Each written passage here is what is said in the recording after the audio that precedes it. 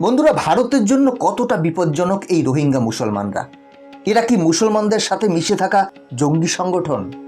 এত পরিমাণে পরিচয়হীন মুসলিম মানুষ কোথা থেকে এসেছে, যাদের কোনো দেশে ঢুকতে দিচ্ছে না, যাদের মানুষ এতটা ভয় পায়? কি এদের ইতিহাস? এই মুসলিমরা কি সত্যি আগামী দিনে ভারতের সমস্যার সৃষ্টি করতে চলেছে? জানা যাচ্ছে 2 থেকে 3 লক্ষ রোহিঙ্গা মুসলিম ইতিমধ্যেই বেআইনিভাবে ভারতে ঢুকে পড়েছে। বন্ধুরা, এটা কতটা চিন্তার বিষয় ভারতের কাছে? এই সমস্ত কিছু নিয়ে আলোচনা করব আজকের এই ভিডিওতে। বন্ধুরা, মায়ানমারে প্রায় 10 লক্ষ মুসলমান থাকে, যাদের মায়ানমার সরকার তাদের দেশের নাগরিকই মনে করে না। অথচ এরা কয়েক দশক ধরে মায়ানমারে বসবাস করছে, যাদের এখন তাড়িয়ে দেয়া হচ্ছে। এইভাবে দেখা যায় এদের কোনো নির্দিষ্ট দেশ নেই। তাহলে এবার প্রশ্ন ওঠে যে এই সমস্ত মুসলিমরা কোন দেশের নাগরিক? তারা কোথা থেকে এসেছে? আর এখন এরা ঠিক কোথায় থাকে? বন্ধুরা, আজকের এই ভিডিওতে এই সমস্ত প্রশ্নের উত্তর জানব। সম্প্রতি একটি খবর সামনে এসেছে, যেখানে বাংলাদেশ সরকার মায়ানমার সরকারকে বলছে যে মায়ানমারের 5 লক্ষ রোহিঙ্গা মুসলিম বর্তমানে বাংলাদেশে আশ্রয় নিয়েছে। এছাড়াও প্রতিদিন শয়ে শয়ে রোহিঙ্গা মুসলিম বাংলাদেশে পৌঁছচ্ছে। কিন্তু এই রোহিঙ্গা মুসলিম আসলে কারা? বন্ধুরা, রোহিঙ্গা মুসলিম মুখ্য রূপে মায়ানমারের আরাকান প্রান্তে বসবাসকারী মানুষ। এদের অনেক সময় আগে মুঘল শাসকেরা এখানে বসিয়েছিল। এরপর 1785-তে বার্মার বৌদ্ধরা যখন দেশের দক্ষিণ অংশ আরাকানকে দখল করে নেয় আর হাজার হাজার রোহিঙ্গা মুসলিমকে ওই এলাকা থেকে বাইরে বের করে দেয়, আর তখন থেকেই বৌদ্ধ মুসলিমদের মধ্যে হিংসা ও হত্যার ভাবনা শুরু হয়, যা এখন পর্যন্ত চলছে। বলা হয় এরা সুন্নি মুসলিম, যারা তারপর থেকে মায়ানমারের রাখাইন প্রদেশে বসবাস করতে শুরু করে। বৌদ্ধ ধর্মে বিশ্বাসী মায়ানমারে রোহিঙ্গা মুসলিমরা মাইনরিটিতে পড়ে, যেখানে এদের জনসংখ্যা 10 লক্ষের আশেপাশে। লাগাতার বৌদ্ধ শাসন এখানে চলে এসেছে। এদেশের জনগণনার সময় রোহিঙ্গাদের গণনা করা হয় না, কারণ এদের মায়ানমারের মানুষ হিসেবেই ধরা হয় না। বলা হয় বাংলাদেশ থেকে এরা জোর করে এখানে চলে এসেছে, আর এখন তাদের ফিরে যাওয়া উচিত। এরপর থেকেই দেখা যায় বাংলাদেশে রোহিঙ্গা মুসলমানদের ভিড় বাড়তে থাকে। ইউনাইটেড রিফিউজি এজেন্সি 2021 সালে বাংলাদেশে বসা রোহিঙ্গা মুসলমানদের কয়েদিদের সাথে তুলনা করেছে, এবং রিপোর্টে বলা হয়েছে প্রায় 10 লক্ষের বেশি রিফিউজি তাদের দেশে বিপদের মধ্যে বসবাস করছে। মায়ানমারের থেকে আসা রোহিঙ্গাদের বাংলাদেশ সরকার কক্সবাজারে থাকতে দেয়, কিন্তু সেখানে রোহিঙ্গাদের জনসংখ্যা দ্রুত হারে বেড়ে চলেছে। এরই সাথে ওখানে নানা রকম অসামাজিক কাজকর্ম ও ড্রাগের মতো কেসও সামনে আসতে শুরু করে। মায়ানমার সরকার রোহিঙ্গাদের উপর বেশি ক্ষেপে যায় যখন রোহিঙ্গারা এক বৌদ্ধ মহিলাকে প্রকাশ্য রাস্তায় নৃশংসভাবে হত্যা করে, আর সেখান থেকেই দুই সম্প্রদায়ের মধ্যে হিংসা শুরু হয়, যার ফলে মায়ানমার সরকার তাদের দেশ থেকে রোহিঙ্গা মুসলিমদের উপড়ে ফেলছে। 2017-তে সেই নরসংহারের পর রোহিঙ্গারা বড় সংখ্যায় বাংলাদেশে পালিয়ে যায়। এই সমস্ত মুসলিম মানুষেরা বাংলাদেশে থাকার জন্য অনুমতি তো পেয়ে যায়, কিন্তু তাদের থাকার জন্য স্থায়ী ঠিকানা এখনো হয়নি। বর্তমানে এদের 7 বছর হয়ে গেছে। যদিও বাংলাদেশের আর্থিক অবস্থা ততটাও সচ্ছল নয়, কিন্তু ওই যে জাদ ভাইয়ের মানবতার কারণে তাদের দেশে আসা রোহিঙ্গাদের তারা থাকতে দিতে রাজি হয়ে যায়। এর পিছনে বড় হাত ইউএনেরও ছিল। তারা বাংলাদেশকে বলে যদি তারা রোহিঙ্গাদের জায়গা দেয়, তাহলে তারা অনেক দেশকে তাদের দেশের আর্থিক সাহায্যের জন্য বলবে, আর ইউএনএ তাদের কথাও রাখে। আর 1 বছরের মধ্যে $943 মিলিয়ন বাংলাদেশের হাতে তুলে দেয়।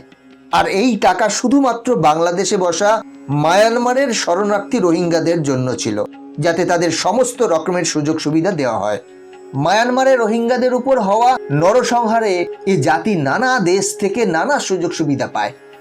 সমস্ত দেশ বাংলাদেশকে অনুরোধ করে তাদের আশ্রয় দেওয়ার জন্য, আর বাংলাদেশ ইউএনের কথা শুনে এক প্রকার রাজি হয়ে যায়, এবং বাংলাদেশের দক্ষিণ পূর্ব এলাকা কক্সবাজারে এই সমস্ত শরণার্থীদের বসানো হয়, যা ভারতের পশ্চিমবঙ্গের একটি অংশের সাথে জড়িত।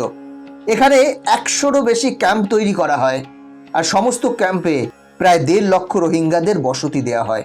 ওয়ার্ল্ড ব্যাংকের তথ্য অনুসারে $1 বিলিয়ন খরচ করে বাংলাদেশ এই সমস্ত রিফিউজিদের কক্সবাজারে বসায়, যা বাংলাদেশের হিসেবে অনেক বেশি। বন্ধুরা, আপনারা জানলে অবাক হবেন, বাংলাদেশ 10 লক্ষ রিফিউজির সাথে পৃথিবীর সব থেকে বড় রিফিউজি ক্যাম্পের পরিচিতি পায়, যেখানে আলাদা আলাদা কলোনিতে ভাগ করে মানুষ থাকে। কিন্তু কথা হলো, সবই যখন ঠিকঠাক হয়েছে, বাংলাদেশ রিফিউজিদের থাকতে জায়গা দিয়েছে, তাহলে সমস্যা কোথায়? বন্ধুরা, এখানে সমস্যা হলো, বাংলাদেশ এত লোককে বসতে তো দিয়েছে, কিন্তু তাদের জীবিকা, তাদের খাবার দাবার, তাদের পড়াশুনো, এই সমস্ত কিছুর ব্যবস্থা করতে পারেনি। রোহিঙ্গারা বাংলাদেশের উপর অভিযোগ করতে থাকে যে লোকাল লোক তাদের সাথে খারাপ ব্যবহার করে, কেউ তাদের কাজে নেয় না, তাদের কাছে আসে না, তাদের খাবার জন্য না আছে খাবার, না আছে পরার জন্য কাপড়, এমনকি তাদের খাবার জলের জন্য হাহাকার করে বাঁচতে হয়। রোহিঙ্গাদের বক্তব্য, এর থেকে তো তারা মায়ানমারে ভালো ছিল, সেখানে অন্তত তাদের বাড়িঘর তো ছিল। আর তাদের নিয়ে বাংলাদেশ সরকারের বক্তব্য, রোহিঙ্গারাই বাংলাদেশে থাকতে চাইছে না, তারা স্থানীয় মানুষদের সাথে ঝগড়া করে, দোকানদারদের সাথে মারামারি করে, সাথে তারা নানা রকম অসামাজিক কাজে লিপ্ত হয়েছে। বাংলাদেশের কক্সবাজারে ভিড় বেশি হওয়ার কারণে হয়তো এই সমস্যা হচ্ছে, তাই তারা সিদ্ধান্ত নেয় তাদের একটি অন্য জায়গায় শিফট করা হবে। এর জন্য তারা তাদের ভাসান দ্বীপকে নির্বাচন করে এবং ওখানে প্রায় 1 লক্ষ রোহিঙ্গাকে পাঠানো হয়। ভাসান একটি চর দ্বীপ, সাধারণভাবে এটি দ্বীপ নয়, এটি কিছু বছর আগে সমুদ্র থেকে উঠে এসেছে। সাথে এই দ্বীপ একটি সাইক্লোন পূর্ণ দ্বীপ, চারিদিকে সমুদ্র হওয়ার কারণে এখানে অধিক মাত্রায় ঝড় বৃষ্টি হয়।